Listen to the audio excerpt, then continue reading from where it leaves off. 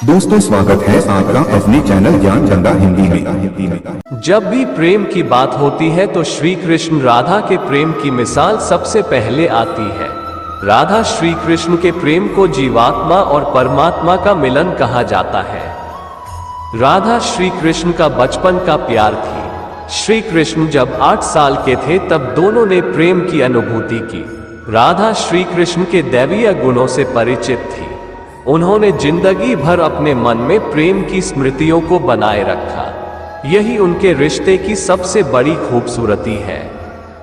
कहा जाता है कि श्री कृष्ण को केवल 2 ही चीजें सबसे ज्यादा प्रिय थी। ये दोनों चीजें भी आपस में एक दूसरे से गहराई से जुड़ी हुई थी, बांसुरी और राधा। कृष्ण की बांसुरी की धुन ही थी जिससे राधा श्री कृष्ण की तरफ खींची चली गई। राधा की वजह से श्री कृष्ण बांसुरी को हमेशा अपने पास ही रखते थे।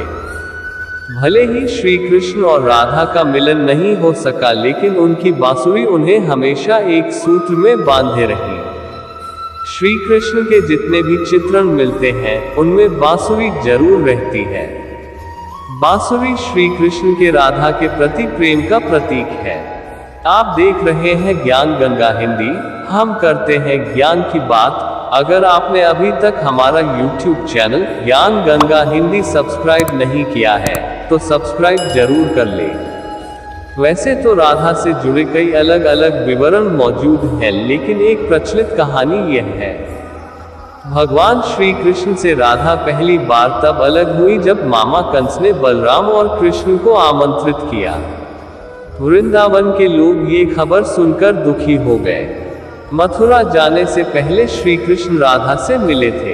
राधा कृष्ण के मन में चल रही हर गतिविधि को जानती थी। राधा को अलविदा कह कृष्ण उनसे दूर चले गए। कृष्ण राधा से ये वादा करके गए थे कि वो वापस आएंगे, लेकिन कृष्ण राधा के पास वापस नहीं आए। उनकी शादी भी रुक्मिणी से हुई। रुक्मिणी ने भी श्री कृष्ण को पाने के लिए बहुत जतन किए थे। श्री कृष्ण से विवाह के लिए वह अपने भाई रुक्मी के खिलाफ चली गई। राधा की तरह वह भी श्री कृष्ण से प्यार करती थी। रुक्मिणी ने श्री कृष्ण को एक प्रेम पत्र भी भेजा था कि वह आकर उन्हें अपने साथ ले जाएं। इसके बाद ही कृष्ण रुक्मिणी के पास गए और उनसे शादी कर ली। कृष्ण के वृंदावन छोड़ने के बाद से ही राधा का वर्णन बहुत कम हो गया।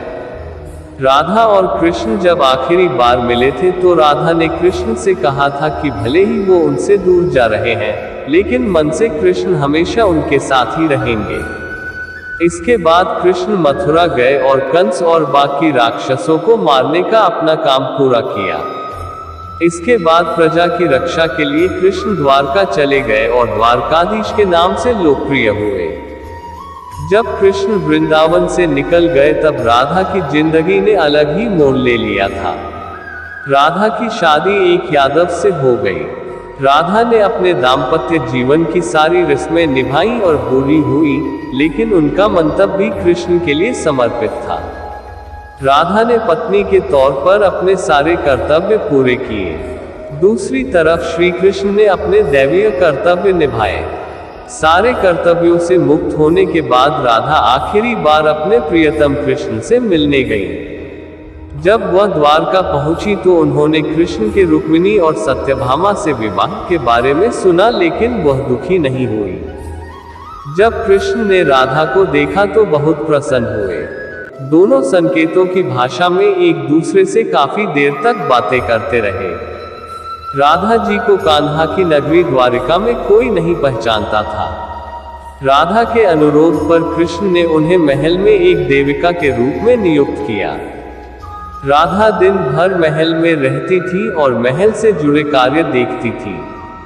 मौका मिलते ही वह कृष्ण के दर्शन कर लेती थी, लेकिन महल में राधा ने श्री कृष्ण के साथ पहले की तरह का आध्यात्मिक जुड़ाव महसूस नहीं कर पा रही थी, इसलिए राधा ने महल से दूर जाना तय किया। उन्होंने सोचा कि वह दूर जाकर दोबारा श्री कृष्ण के साथ गहरा आत्मीय संबंध स्थापित कर पाएंगी। उन्हें नहीं पता था कि वह कहाँ जा रही हैं, लेकिन भगवान श्री कृष्ण जानते थे। धीरे धीरे समय बीता और राधा बिल्कुल अकेली और कमजोर हो गई। उस वक्त उन्हें भगवान श्री कृष्ण की आवश्यकता पड़ी। आखिरी समय में भगवान श्री कृष्ण उनके सामने आ गए। कृष्ण ने राधा से कहा कि वह उनसे कुछ मांगे, लेकिन राधा ने मना कर दिया। कृष्ण के दोबारा अनुरोध करने पर राधा ने कहा कि वह आखिरी बार उन्हें बांसुरी बजाते देखना चाहती है। श्री कृष्ण ने बांसुरी ली और बेहद सुरीली धुन में बजाने लगे। श्री कृष्ण ने दिन रात बांसुरी बजाई, जब तक राधा आध्यात्मिक रूप से कृष्ण में विलीन नहीं हो गई।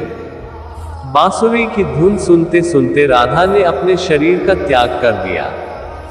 हालांकि भगवान कृष्ण जानते थे कि उनका प्रेम अमर है, बावजूद वे राधा की मृत्यु को बर्दाश्त नहीं कर सके। कृष्ण ने प्रेम के प्रतीकात्मक अंत के रूप में बांसुरी तोड़कर झाड़ी में फेंक दी। उसके बाद से श्री कृष्ण ने जीवन भर बांसुरी या कोई अन्य वादक यंत्र नहीं बजाया। कहा जाता है कि जब द्वापर युग में नारायण ने श्री कृष्ण का जन्म लिया था, तब मां लक्ष्मी ने राधा रानी के रूप में जन्म लिया था, ताकि मृत्यु लोक में भी वे उनके साथ ही रहे। ये थी राधा रानी की मृत्यु की कथा। दोस्तों, अब हम आपसे आज्ञा चाहते हैं। मिलेंगे अगले वीडियो में और किसी नई जानकारी के साथ। जुड़े रहिए ज्ञान गंगा हिंदी परिवार के साथ YouTube और Facebook पर। और ज्ञान गंगा हिंदी YouTube चैनल को सब्सक्राइब करना ना भूलें। आपका बहुत बहुत धन्यवाद।